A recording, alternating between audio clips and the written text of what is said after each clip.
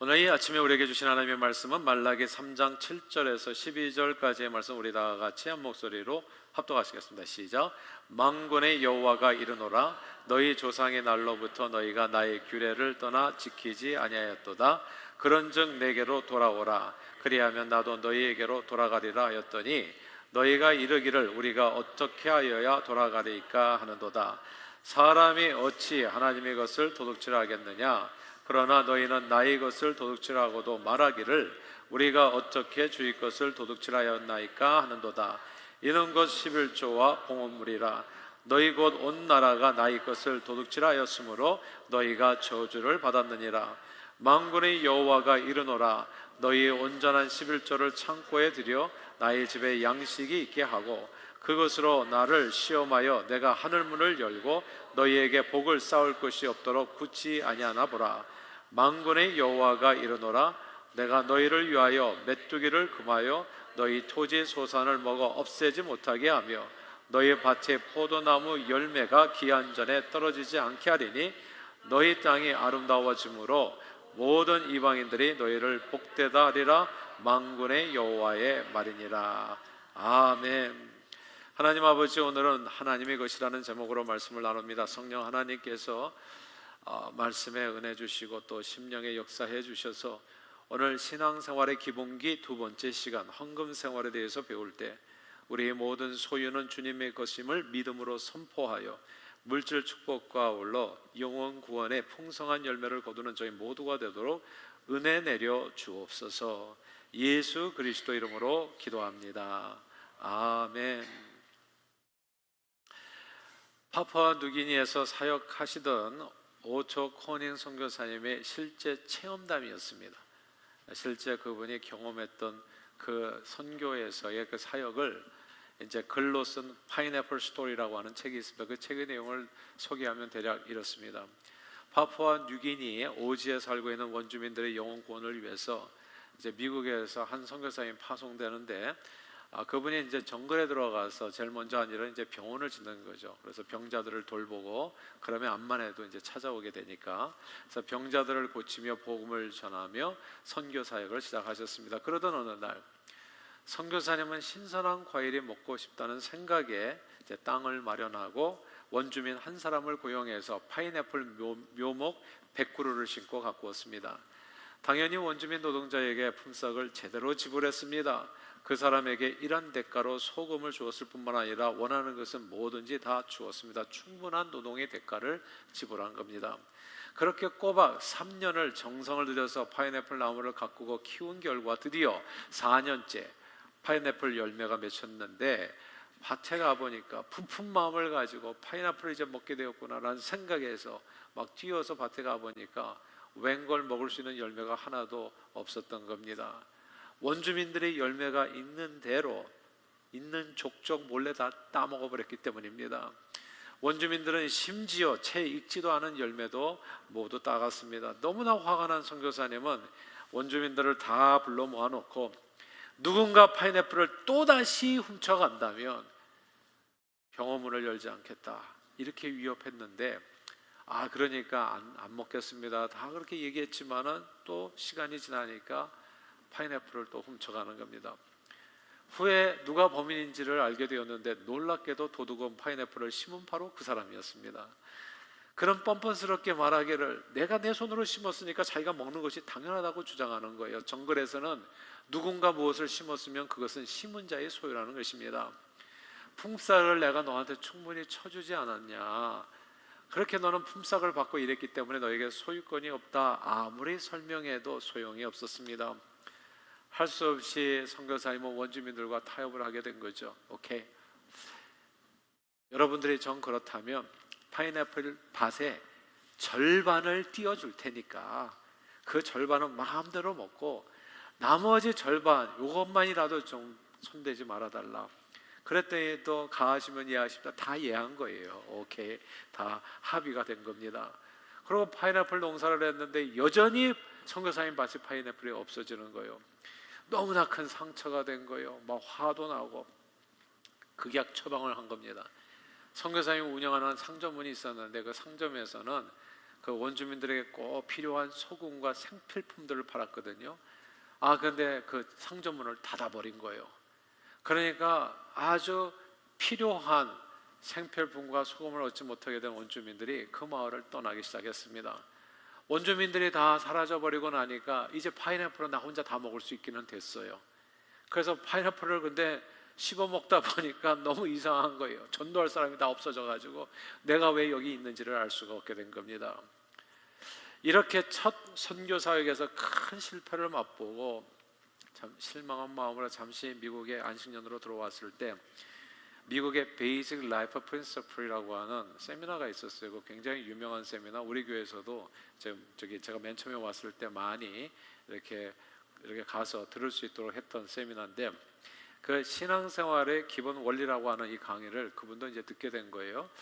근데 그때 선교사님은 주라 그리하면 후히되고 누르고 넘치도록 너에게 안겨주리라, 이런 말씀들, 우리 가진 모든 것을 하나님께 드리면 하나님께서 풍족히 채워주실 것이라는 성경 원리를 새삼 깨닫게 됩니다.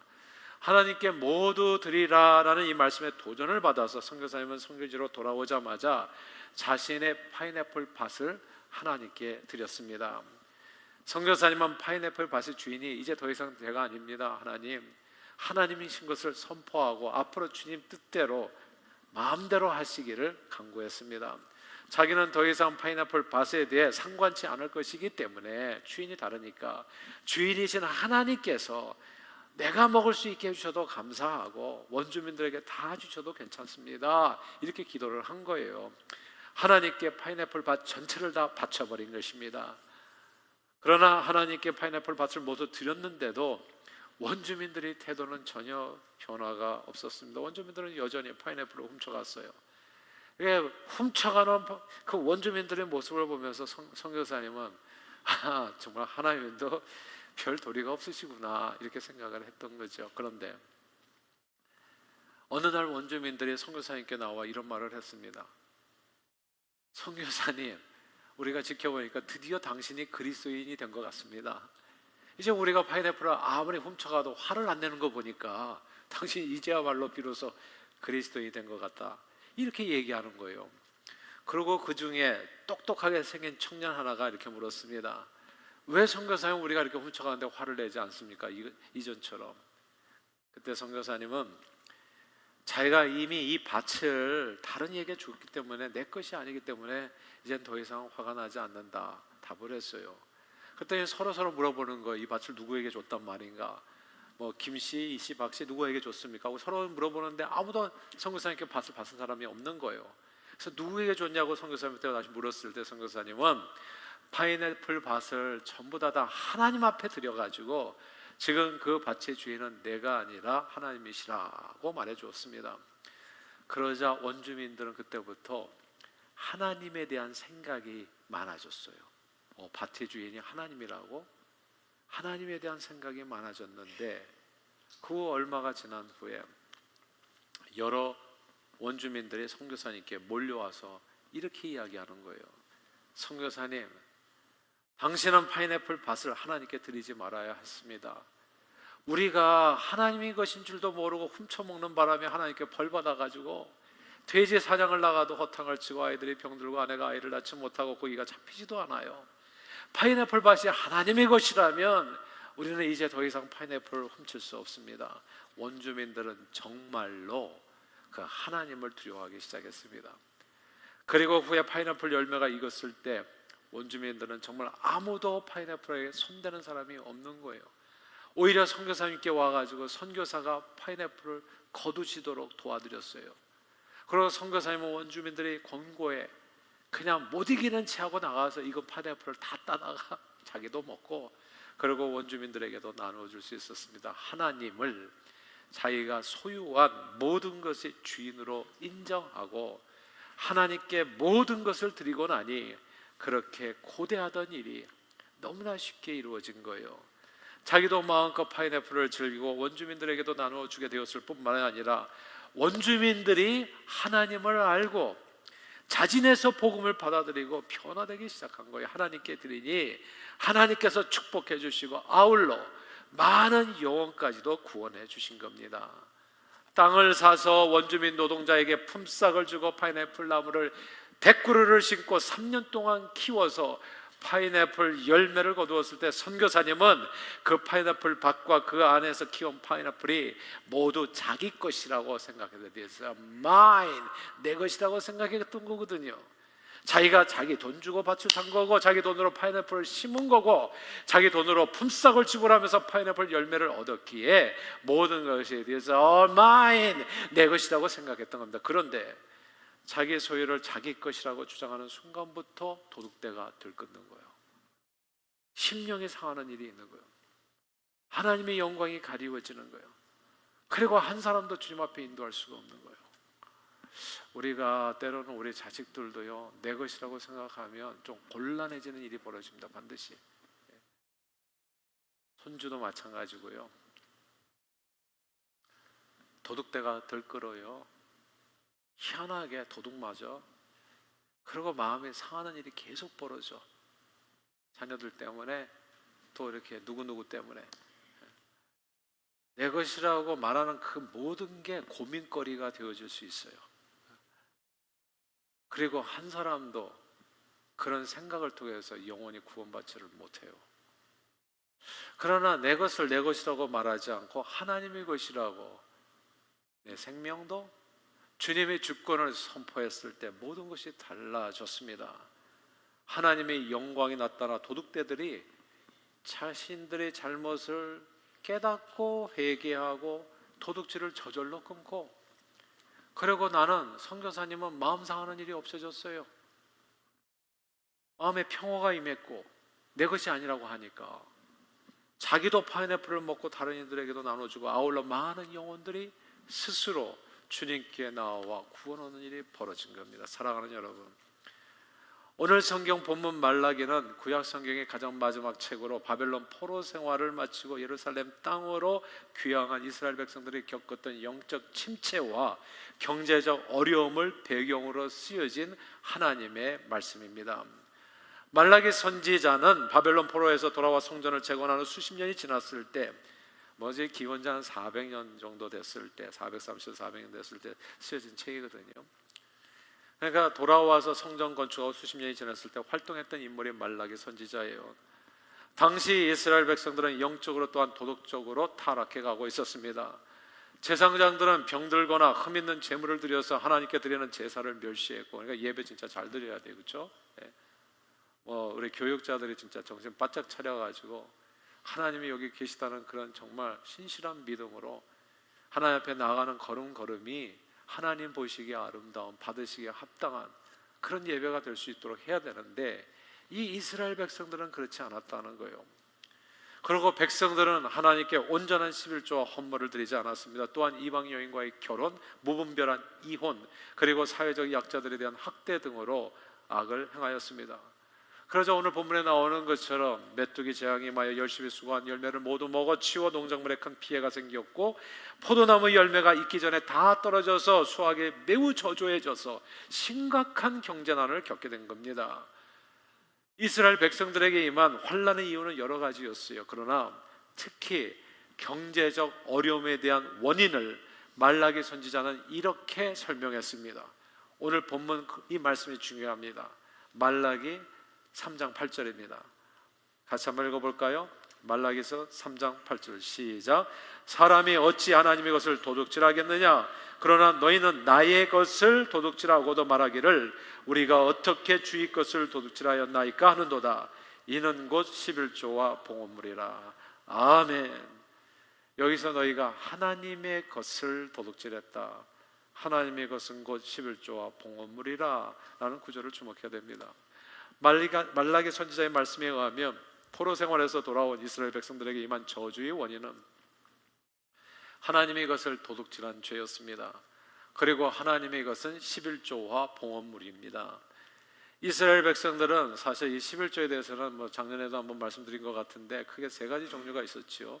우리는 이제 한 가지로만 알고 있는데 크게 세 가지예요. 그래서 첫째는 풀타임으로 성전을 섬기는 일에 봉사하는 레위인들의 생활비를 위해서 11조를 드렸습니다.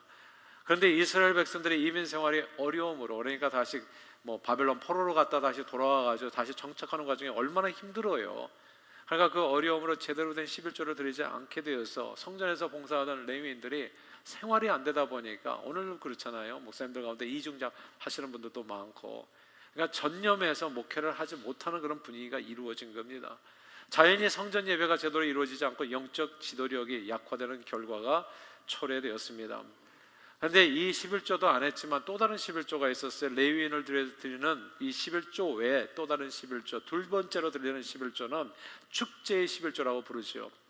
추수 때 수확물의 11조를 또 드려서 하나님 앞에서 모든 백성들이 함께 나누어 먹는 11조였습니다.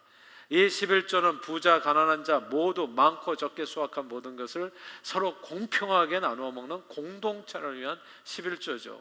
오늘날 교회로 말하자면 주일 식사 친교비와 교회 운영에 관한 여러 가지 경비가 될 수 있습니다.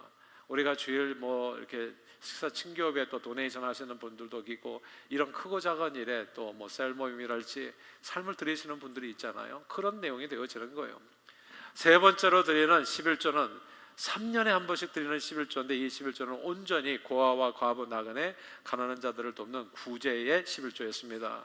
이렇게 11조의 용도는 크게 풀타임 사역자를 위해서, 그리고 공동체의 교제를 위해서, 또한 가난하고 불의한 사람들을 위한 구제비로 사용했습니다. 이렇게 세 가지 11조만 해도 매년 각 사람의 소득 중에 약 23%를 주님께 드리는 믿음 생활을 누가 했다?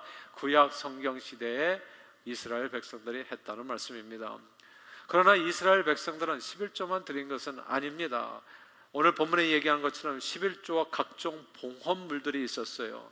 이스라엘 백성들은 11조 외에 수확한 곡식이나 과일의 첫 열매는 반드시 드렸습니다. 그래서 우리도 우리 자녀들 맨 처음에 취직했을 때 첫 월급은 다 드리라, 제가 그렇게 얘기했거든요. 그 결과 정말 평생 살아가는 날 동안에 그렇게 어려움을 안 겪더라고요. 그러니까 하나님의 것은 하나님께 드리는 게 맞아요. 그거를 욕심내면 진짜 큰일 납니다. 그거 먹고 잘못된 사람이 가인이었어요, 여러분. 근데 아무튼 첫 열매와 가축의 첫 새끼들은 하나님께 가장 먼저 드렸습니다. 그리고 특정한 의무나 규정 없이 감동받은 마음으로 자발적으로 드리는 자원 예물들이 있었죠. 성막 건축 시에, 그리고 성전 건축 시에도 마찬가지로 필요한 재료들을 백성들의 기쁜 마음으로 가져온 것이 대표적인 예인데, 오늘날로 말하자면 건축 헌금이 되겠지요. 또 하나님께 소원 기도를 올리고 그 소원이 이루어질 때 드리는 감사헌금으로 소원 예물이 있었고, 특정 기간에 하나님께 구별된 삶을 살기로 서원한 나실이니 서원 기간이 끝났을 때 드리는 특별한 제물들이 있었습니다. 이 외에도 유월절, 철칠절, 장막절 등 절기마다 드리는 제물이 있었고, 번제, 화목제, 속죄제, 속건제, 소제 등의 제사에서 드리는 제물들이 있었어요. 오늘날 교회마다 11조에도 감사헌금, 주정헌금, 절기헌금, 성기헌금, 건축헌금, 특별헌금 등 헌금 종류가 많은데, 구약 성경을 자세히 읽어보면 정말로 많은 헌물 종류가 있었습니다. 그만큼 이건 무슨 뜻이냐면, 하나님께서 우리에게 주시는 축복의 종류가 그만큼 다양하고 많다는 뜻이에요. 그만큼 하나님께 감사할 내용이 다양하고 많기 때문이라고 볼 수 있어요. 그런데 바벨론 포로 생활에서 돌아온 이스라엘 백성들은 생활이 어렵다는 핑계로 하나님께서 말씀하신 11조와 봉헌물을 제대로 드리지 않았습니다. 그러나 삶이 어려워서 11조와 봉헌물을 하지 않은 것인지, 아니면 11조와 봉헌물을 제대로 하지 않기 때문에 삶이 어려워진 것인지는 깊이 생각해 볼 필요가 있습니다.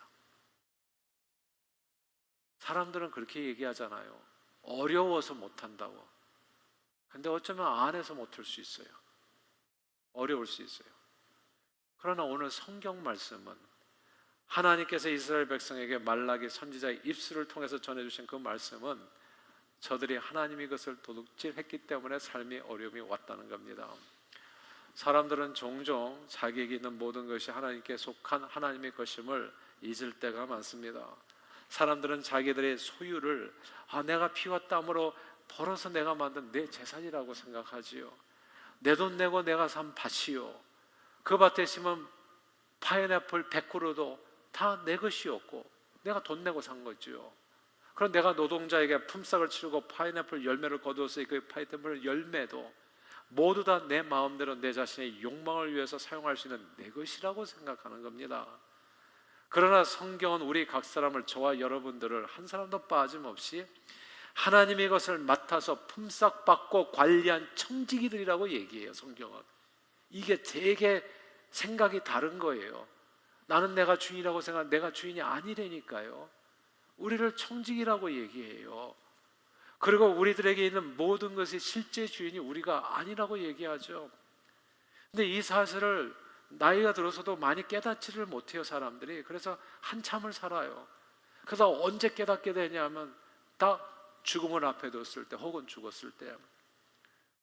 인생이 모두 진짜 청지기 인생이라는 것을 죽음 앞에서 확실하게 알게 됩니다. 아무도 죽을 때 그 누구도 자기가 가지고 있었던 거 아무것도 가지고 가지를 못해요. 내가 가진 집과 자동차 키 그대로 걸려 있어요. 은행에 있는 돈, 내 이름으로 돼 있는 어카운트 죽으면요 그대로 은행에 있어요. 남편과 아내, 자녀들, 심지어 자기 몸뚱이도 못 가지고 갑니다. 참으로 공수래 공수의 인생, 아무것도 가지고 온 것이 없으니 아무것도 가지고 가지를 못해요. 우리 각자의 생각은 물론 다 다르게 있겠지만 실제로 우리 자신의 것은 아무것도 없습니다. 100년을 살던 80년을 살던 120년을 살던 빌려 쓰다 가는 거예요. 리스입니다, 이게. 그러니까 그러고 다 놓고 가는 거예요. 다 사용하고 나면. 모든 것이 우리가 이 땅에 사는 날 동안 하나님의 영광을 위해서 사용하라고 잠시 우리 각 사람에게 맡겨주신 하나님의 선물들일 뿐이에요. 그러므로 하나님께 드리는 이 11조와 헌물은 얼마를 하나님께 드리냐와 아무 상관없이 꼭 나중에 죽을 때 깨달을 필요가 있냐, 항상 그거를 알고 살아라. 하나님이 내 인생의 주인임을 인정하고 선포하는 이게 믿음의 행위인 겁니다. 사실 사람의 믿음은 그 사람의 겉보기로 알 수가 없어요. 세련된 옷을 입고 재능 있는 멋진 말을 설득력 있게 하면 사람들은 외모만 보이잖아요. 그래서 그 사람이 그렇다고 그렇게 이해합니다. 그러나 사람의 진면목을 가장 잘 알아볼 수 있는 확실한 방법은 그의 외형적인 외모가 아니라 그가 실제로 어디에 그의 시간과 돈을 가장 많이 쓰느냐로 알 수 있어요. 수년 전에 레르펠의 로터리 클럽 회장님과 함께 교제했을 때의 일입니다. 어느 날 우연히 그분에게 우리 이민자들은 저희 해마다 이렇게 무슨 투표하라고 오는데 보면은 그냥 그 외국인들 잘 모르겠더라고요. 그래서 어떨 때는 좀 이름이 데이빗인 사람한테 찍어주기도 하고 그냥 왜냐면 모르니까 그래도 좀 호감이 가면 이름 거기다가 좀 찍어주기도 하고, 또 한국 이름이 라스트 네임으로 있으면 거기다 좀 찍어주기도 하고. 그러니까 내가 좀 미안한 거예요. 그래서 그 로터리 클럽 회장한테 그렇게 좀 물어봤어요. 우리 동양인들은, 사실 한국인들은 미국에 온 지 얼마 안 돼가지고 여기 이 어떤 정치가 누군지 잘 모른다. 그러니까 지역 정치가들을 이 사람 저 사람 다 불러서 그분들의 이야기를 듣는 시간을 보내면 우리에게 도움이 되지 않겠나. 그 어떤 날 어떻게 생각하냐고 제가 물어봤어요. 그러니까 그분이 막 껄껄껄 웃으면서 하신 얘기가, 제가 어떤 정치인을 불러서 이야기를 들어도 한 표가 아쉬운 정치가들은 틀림없이 자기가 하고 싶은 얘기가 아니라 내가 듣고 싶은 얘기를 해줄 거라는 거예요. 그 사람의 말만 듣고서는 그 사람이 누군지 알 수 없다는 겁니다. 그러면서 그분이 그가 누군지를 알 수 있는 신박한 방법을 알려주더라고요. 확실하게 그 사람이 누군지를 알 수 있는 방법. 그럼 그 정치인의 웹사이트에 들어가서 그의 돈 흐름을 보면 된다고 하더라고요. 그에게 누가 도네이션을 하는지, 도네이션하는 사람과 단체가 누구인가를 보면 가장 정확하게 그가 누군가를 알 수 있다 이야기해 줬습니다. 입으로는 총기 규제를 해야 한다고 말을 해줘도 그에게 선교 자금을, 선거 자금을 대주는 단체가 미국 총기협회 소속 회원 기업이라면 그는 총기 규제를 반대하는 정치인이라는 거예요. 사람은 거짓말을 해도 돈은 거짓말을 안 한다는 얘기였습니다. 중요하니까 다시 반복할까요? 사람은 거짓말을 해요, 여러분. 엄청 잘해요. 돈은 거짓말을 안 해요. 예수님 말씀입니다. 너희 보물 있는 곳에 그 사람의 마음이 있다고요. 어찌 보면 하나님에 대한 신앙의 깊이도 다를 바가 없어요. 그 사람의 헌금 생활을 보면 딱 그만큼이 그분의 신앙의 깊이입니다. 겉보기에 속지 마세요. 그게 딱 그만큼이에요. 그리고 11조와 봉헌물은 제일 먼저 드려야 드릴 수 있고, 그거 제일 먼저 드린 것만을 하나님께서 받으셔요. 그게 하나님 것이라고 얘기했거든. 나중에 드릴 것 같으면 드리지 마세요. 그냥 미리 말씀드릴게. 읍스, 내 먹을 거 다 먹고 나중에, 그러면 다음번에 하세요. 다음번에. 어차피 그렇게 해봐야 하나님께서 받아요. 우리가 뭐 교회 헌금 내는 게 아니잖아요. 하나님께 드리는 것이. 복 받자고 우리가 신앙생활하는 거지. 뭐 하나님께서 받지도 않을 걸 뭐하러 드리냐고. 먼저 드리라 얘기하는 거. 먼저. 너희는 먼저 구하고 먼저. 내가 쓰고 싶은 거 다 쓰고 드리려고 하면 항상 부족하고 결국 실천할 수 없는 것이 11조와 봉헌물이에요. 그러므로 성경은 늘 처음 익은 열매, 그리고 가축의 초태생을 먼저 하나님께 드리라고 명하신 겁니다. 가인과 아벨의 제사가 다른 점이 그거예요. 아벨은 초태생이에요. 먼저 하지 않는 것은 하나님께서 연락하실 수 없고, 먼저 하지 않으면 하나님께 드리는 것이 언제나 시험이 됩니다. 진짜 언제나 시험이 되세요. 그럼 언제나 고민이 돼. 그러나 예수 믿는 사람이 11조와 봉헌물을 드리지 않으면 그냥 괜찮으면 얼마나 좋겠어요. 근데 이게 괜찮은 것이 아닙니다. 왜냐하면 11조와 봉헌물은 우리 것이 아니라 하나님의 것이기 때문이에요. 하나님의 것을 도둑질하게 되면 어떻게 될까요? 파푸아 뉴기니 원주민들이 얘기하잖아요. 돼지 사냥에 허탕을 치고 아내가 아이 낳는 것이 어렵고 아이들이 병들고 고기가 안 잡히는 거예요. 오늘 본문의 예를 들자면 열심히 일했는데 메뚜기가 다 먹어버렸고, 과일도 익기 전에 떨어져 경제적 고통에서 영원히 헤어나지 못하는 삶을 살게 되는 겁니다. 남보다 비교적 많이 버는 것 같은데도 늘 쩔쩔매요. 뭐가 쓰는 데가 많아. 그래서 항상 부족하면서 느끼며 살게 되는 겁니다. 그렇다고 파피아 누기니 선교사님처럼 내 모든 소유를 하나님의 것으로 인정하지 않고 다 먹으려고만 하면 또 재밌는 게 이거예요. 혼자 다 드실 수 있어요. 11조 안 하고 봉헌 안 하고도 잘 살 수 있어요. 그런 사람이 얼마나 많아요. 그런데 사람이 떠납니다. 그러면 원주민이 몽땅 다 떠나버리듯이 내 주변에서 사람들이 다 떠나게 돼요. 그리고 선교와 전도, 사람 영혼 구원하는 일은 못해요. 흉내는 낼 수 있지만 사람은 변하지 않아요. 한 사람도. 돈만 가득 쥐고 파인애플 혼자 다 먹었는데 사람은 없는 거예요. 홀로 외롭게 죽는 인생이 될 수 있어요. 그러나 하나님의 주권을 인정하고 11조와 봉헌물을 제일 먼저 드리며 하나님을 경배하면 내 삶을 도둑질하는 사람들이 스스로 회개하고 돌이켜요. 내 주변에서 사라집니다. 그리고 앞으로 벌고 뒤로 미치는 일이 없어지고, 오늘 본문 말씀처럼 창고에 하나님의 축복이 쌓이기 시작합니다. 그러나 이 축복이 쌓이는 것보다 더 중요한 내용이 있어요. 오늘 보면 12절이에요. 이게 진짜 왜 예물을 드려 헌금해야 되는데 12절 말씀입니다. 우리 같이 한번 읽어볼까요? 시작. 너희 땅이 아름다워짐으로 모든 이방인들이 너희를 복되다 하리라. 만군의 여호와의 말이니라. 아멘. 환경이 좋아집니다. 사는 환경이 좋아지고, 그리고 가장 중요한 말씀, 모든 이방인들이 너희를 복되가 하리라. 하나님을 모르던 백성들이 11조와 봉헌물을 드리면서 하나님의 주권을 인정하는 하나님의 사람들이 받는 복을 보면서 하나님의 존재를 깨닫게 되는 거예요. 야, 저들이 믿는 하나님께 복을 받는 거구나. 그리고 저절로 복음을 받아서 하나님을 예배하는 백성이 될 수 있다. 그러므로 11조와 봉헌물, 하나님께 드리는 헌물은 그냥 종교적인 습관이 아닙니다. 저는 요즘 보면, 여러분도 뭐 유튜브 많이 보실 텐데, 목회를 잘 안 해보신 학자님들이 이런 얘기를 너무 쉽게 얘기하는 거 보면 전 너무 답답해요.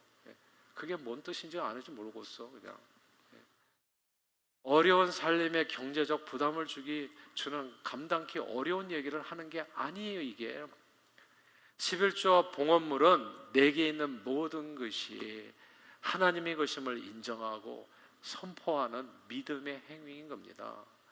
그리고 11조와 봉헌을 하면서 내게 있는 모든 것이 하나님의 것임을 믿음으로 선포할 때 그 개인과 가정과 공동체가 하나님의 복을 받아 많은 영혼을 구원하는 데 쓰임받는 하나님께 속한 하나님의 백성이 되는 것입니다. 사랑하는 여러분, 오늘은 신앙생활의 기본기 두 번째 시간입니다. 지난주에는 우리 주일 성수에 대해서 말씀을 나눴죠. 오늘은 두 번째 시간. 이런 말이 있어요. 그 사람의 주머니가 회개하지 않으면 그 사람의 회개는 거짓이라는 말입니다. 사람의 인격과 됨됨이와 믿음은요, 가계부에 정확하게 나타납니다. 진짜 가계부를 보시면 그게 That's who you are. 그 안에 내가 그냥 있어요. 담겨 있어요. 그가 어떤 일에 시간과 돈을 가장 많이 쓰느냐를 보면 그냥 숨길 수 없는 내 모습이에요. 그게 자기 말에 자기가 속지 마세요. 그게 내 모습이에요. 아, 내가 이렇게 시간을 쓰고 있구나. 뭐 TV 옆에 한참 앉아 있으면 그게 내 모습이에요. 그게 뭐 세상 이게 휴가 가고 놀러 가는 거 좋아하면 나머지 짬 있는 시간에 그럼 그게 내 모습이에요. 그게 내 모습이라고요. 그러므로 늘 은밀히 보시는 하나님 앞에서 하나님이 그것을 하나님께 돌려드려서 창고가 차고 넘치는 축복을 이 자리에서 이 메시지를 듣는 여러분 모두가 받기를 원하고, 많은 영혼들을 주님 앞으로 인도하는 일에 존귀하게 쓰임받는 저와 여러분들 다 되시기를 주 이름으로 축원합니다. 하나님 아버지, 우리에게 있는 모든 것이 하나님께서 주신 선물이요 실제 주인은 하나님이심을 다시금 깨우쳐 주심을 감사합니다. 하나님의 것인 11조와 봉헌물을 우리 자신이 취하게 될 때 어떤 일들이 벌어지고, 하나님의 것을 하나님께 드리게 될 때에 어떤 하나님의 축복이 임하는지를 깨우쳐 주셨사오니, 늘 우리 가진 모든 것, 물질, 자녀, 시간, 재능의 주인을 하나님으로 인정하고 선포하여 창고가 넘치는 풍성한 축복을 누리며 많은 영혼을 구원하는 데 쓰임받는 저희 모두가 되도록 축복해 주옵소서. 예수 그리스도 이름으로 기도합니다. 아멘. 오늘 주신 하나님의 말씀 생각하면서